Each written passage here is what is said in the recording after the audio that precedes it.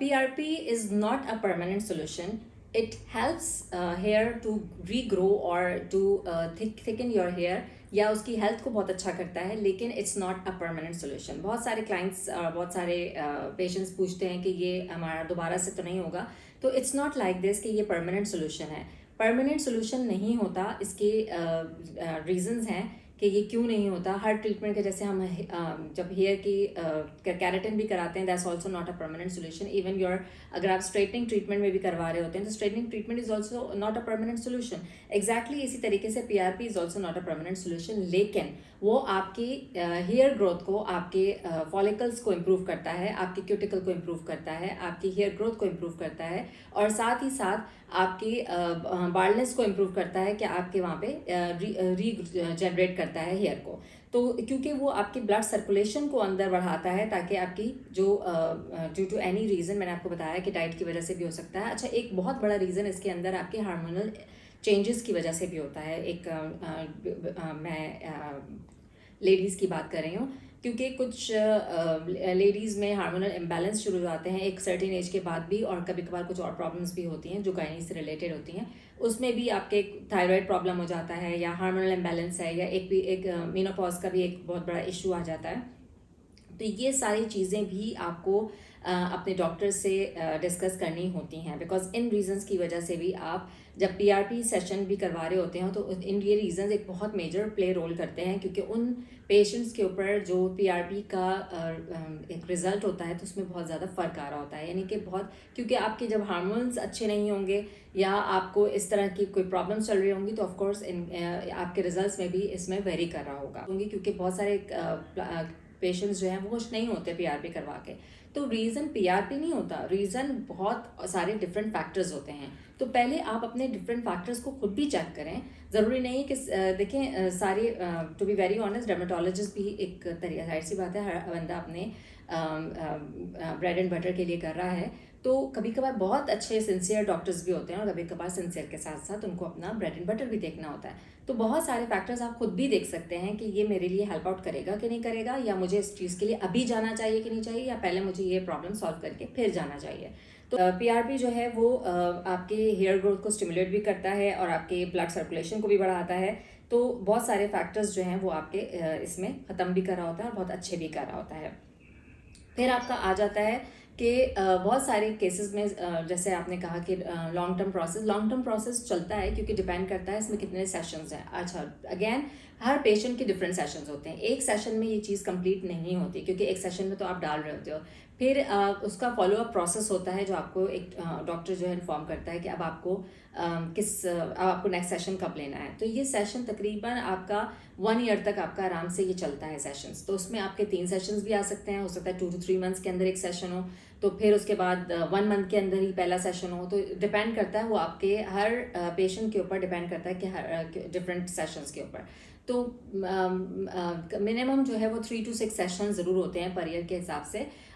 और plus again इसमें result जो हैं वो वेरी करते हैं.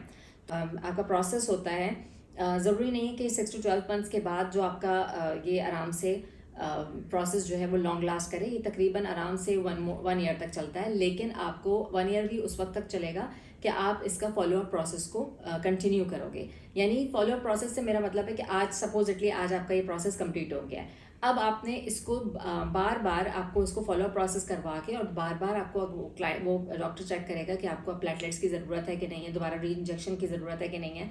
तो ये आपको डॉक्टर उसी वक्त बता देगा कि अब आपको इतने महीने के बाद एक दफ़ा आपने फिर इसको गो थ्रू करना है सेम प्रोसेस से. तो वो अगर आप उसको फॉलो अप सेशन करवाते रहोगे तो ऑफकोर्स फिर आपका ये बिल्कुल प्रॉपर चलता रहेगा. कुछ पेशेंट्स होते हैं जो कि एक दफ़ा करवा के और फिर भूल जाते हैं, और फिर उनको उसका एडवर्स इफेक्ट शुरू हो जाता है. अच्छा, कुछ पेशेंट ये भी शिकायत करते हैं कि मैंने पीआरपी सेशन करवाया तो उससे मेरा जो हेयर फॉल था वो ज़्यादा स्टार्ट हो गया. अच्छा, ये हेयर फॉल का चीज़ जो है वो मैं आपको बताती हूँ कि हेयर फॉल जो है वो कुछ जैसे हेयर फॉल हो रहा था उसमें भी ये पीआरपी बहुत हेल्प आउट करता है. लेकिन कुछ क्लाइंट्स कहते हैं कि मैंने पीआरपी करवाया था तो मेरा हेयर फॉल ज़्यादा स्टार्ट हो गया. अच्छा, वो क्यों, वो क्या रीज़न होता है कि पीआरपी कराने के बाद, उस सेशन के बाद आपका हेयर फॉल जो है वो बहुत ज़्यादा स्टार्ट हो गया. Yes, massive hair fall start हो जाता है. कुछ पेशेंट्स के अंदर ये भी चीज़ आई है, लेकिन उसका भी डिपेंड करता है। सपोजिटली मेरा ये एरिया अफेक्टेड है और इस एरिया अफेक्टेड होने में ऑफकोर्स वो due to any reason hair fall हो रहा है वहाँ से, या मेरी बाल्डनेस हो रही है, मेरा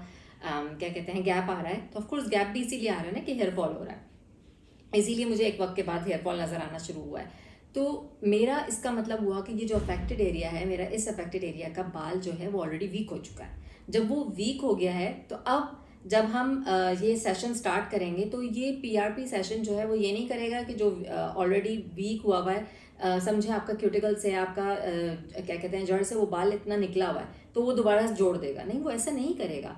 वो उस जगह को जो हमने प्लेटलेट्स डाले हैं, इंजेक्ट किए हैं, वो वहाँ पर उसको जाकर एक न्यूट्रिशन प्रोवाइड कर रहा है। उस न्यूट्रिशन प्रोवाइड को, यानी कि जो एक नई ग्रोथ आएगी उसको हेल्दी करेगा, उस जगह को हेल्दी करेगा, वहाँ पे ब्लड सर्कुलेशन बढ़ाएगा, उस जगह को हेल्दी करेगा और फिर वो हेल्प आउट करेगा न्यू ग्रोथ को।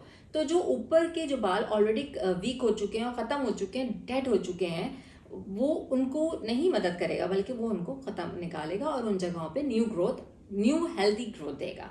तो इसलिए उस चीज़ से ना डरें कि पीआरपी के बाद जो एकदम से आपको ज़्यादा हेयर फॉल हुआ, आपने कही तो और एडवर्स इफेक्ट हो गया, नहीं, इसका ये एडवर्स इफेक्ट नहीं है।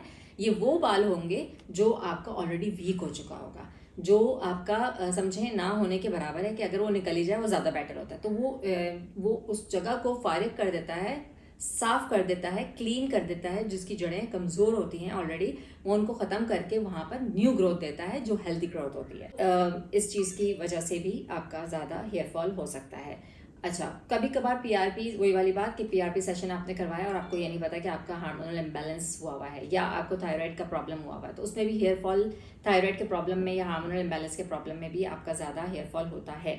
तो आपने करवाया तो पता चला उससे डबल पे आपका हेयर फॉल शुरू हो चुका है, तो वो रीज़न सिर्फ पीआरपी नहीं होगा, आपका रीज़न और भी आपके सारे होंगे। इसीलिए मैंने कहा कि पहले आप ये सारे अपने रीजंस जो हैं वो आपको पता हों और आप ये पहले क्या कहते हैं उन चीज़ों को अपने डॉक्टर से डिस्कस करें, उसके बाद आप उस सेशन के ऊपर जाएं। अब आते हैं कि इसमें सक्सेसिव रेट्स कितने हैं। अब ये पहले तो आपको मैंने डिस्कस कर दिया कि कौन से पेशेंट्स जो हैं वो पीआरपी को अवेल कर सकते हैं। पीआरपी के सक्सेसिव रेट्स जो हैं वो 60% टू 84% या 90% तक आते हैं, depends again on the health of the patient, किसके ऊपर ज़्यादा अच्छा पीआरपी जो है वो रिजल्ट देता है और किसी पे नहीं देता। इस पे रीज़न डॉक्टर से, डर्मेटोलॉजिस्ट का मसला नहीं होता, इसमें आपकी बॉडी का भी मसला होता है, आपकी हेल्थ का मसला होता है। किसी की हेल्थ बहुत अच्छी होती है और उसकी ब्लड सर्कुलेशन बहुत अच्छी होती है, क्योंकि पीआरपी हेल्प करता है, जैसे आप प्लेटलेट्स इंजेक्ट करते हो तो पीआरपी हेल्प करता है, आपकी ब्लड सर्कुलेशन को भी बढ़ाता है, तो उसी वजह से फिर आपकी हेयर ग्रोथ बढ़ती है, उसी वजह से फिर आपकी हेयर की हेल्थ अच्छी होती है। तो एग्जैक्टली इसी तरीके से आपकी हेल्थ बहुत इंपॉर्टेंट प्ले रोल करती है आपके पीआरपी ट्रीटमेंट के ऊपर भी। अगर कोई बहुत वीक बंदा है और क्या कहते हैं उसकी हेल्थ अच्छी नहीं है, उसकी डाइट अच्छी नहीं है, उसकी डाइट के अंदर मल्टीविटामिन्स, कैल्शियम, प्रोटीन्स, कार्बोहाइड्रेट्स, ये सारी चीज़ें मौजूद नहीं हैं, तो ऑफ कोर्स उसके जो वो पीआरपी का ट्रीटमेंट करवा रहा है तो उसके रिजल्ट में भी फ़र्क होगा। एक बहुत हेल्दी बंदा है, उसके पीआरपी के रिजल्ट में डिफरेंट फ़र्क आएगा, और एक वीक है तो उसके पीआरपी के रिजल्ट्स में डिफरेंट फ़र्क आएगा। तो एग्जैक्टली जब आप पीआरपी ट्रीटमेंट भी करवा रहे हैं तो डॉक्टर इस चीज़ पर भी आपको मे बी वो आपको आफ्टर मेडिकेशंस भी दे, या इस चीज़ का आप खुद अपनी डाइट का ख्याल रखें कि जो सेशन इतने आप करवा रहे हो और इतना आप मेहनत कर रहे हो, तो उसके लिए ज़रूरी है कि आपकी डाइट भी बहुत अच्छी हो।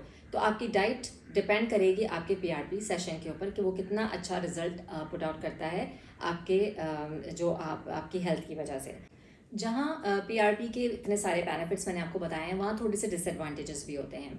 अब वो डिसएडवांटेजेस डिपेंड करता है कि आपको कितनी अच्छा ज़रूरत है पीआरपी की, तो आपको वो लग रहा है कि ये डिसएडवांटेजेस हैं, लेकिन आई फील लाइक कि इस थोड़े से डिसएडवांटेजेस के लिए आप एक अच्छा सेशन नहीं अवॉइड कर सकते हैं। कभार पीआरपी जो है वो कंप्लीट बाल्डनेस, अब कोई बिल्कुल कंप्लीटली बाल्डनेस हो गया यानी कि पूरा गंजा हो गया है, तो अब वहाँ पर भी वो कहे कि हम पीआरपी कराएं, नहीं, वहाँ पर पीआरपी नहीं, वहाँ पर सिर्फ और सिर्फ हेयर ट्रांसप्लांट ही काम आएगा, बिकॉज उसकी हर चीज़ रुक चुकी है, उसके अंदर पूरी एक ग्रोथ ही रुक चुकी है। और कंप्लीट आपने देखा होगा बहुत सारे लोग जो हैं वो डिफरेंट पैचेस आ रहे होते हैं एक जगह पे, तो वो क्या कहते हैं वहाँ पर पीआरपी हेल्प आउट ज़रूर करेगा। लेकिन किसी की बिल्कुल ही ग्रोथ खत्म हो चुकी है और कंप्लीट बाल्डनेस हो गई, तो वहाँ पे पीआरपी नहीं बल्कि हेयर ट्रांसप्लांट हेल्प करेगा।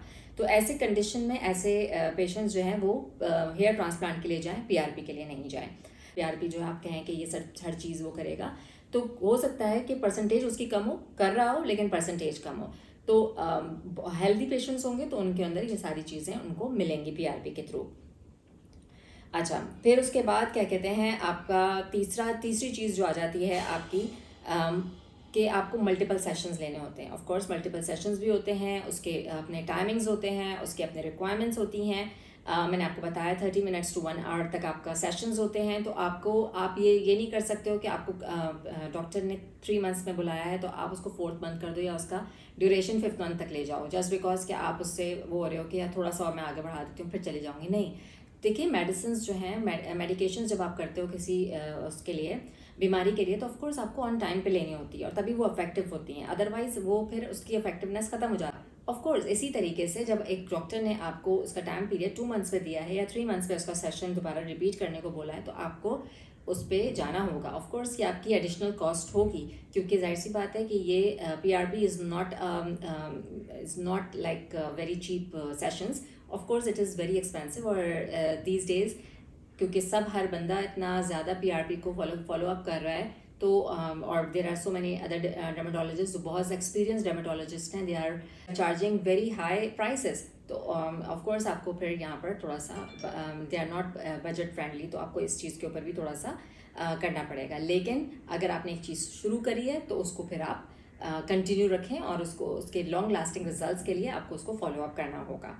हेयर लॉस हो जाता है जिसकी वजह से मैंने आपको बताया कि there are other different geographic location की वजह से, जैसे आप पहले आप पाकिस्तान रह रहे थे, फिर आप शिफ्ट हो जाते हैं दूसरी जगह पे, दुबई शिफ्ट हो जाते हैं फॉर एग्जांपल, या कनाडा या फिर यूरोप की साइड पे शिफ्ट हो जाते हैं, वहाँ का आपका पानी फर्क आना शुरू हो जाता है। आपने यहाँ से पीआरपी सेशंस करवाए और फिर आप शिफ्ट हो गए हैं, अब आपका जो हेयर लॉस हो रहा है, अब आप कहेंगे इतना महंगा सेशन मैं वहाँ से करवा के आई हूँ और फिर मेरा यहाँ हेयर लॉस शुरू हो गया, तो इस बिकॉज ऑफ जोग्राफिक लोकेशन की वजह से, या वहाँ की क्योंकि हार्ड वाटर होता है, या और हमारी जोग्राफिक लोकेशन की वजह से हमारा ये हेयर लॉस स्टार्ट हो जाता है।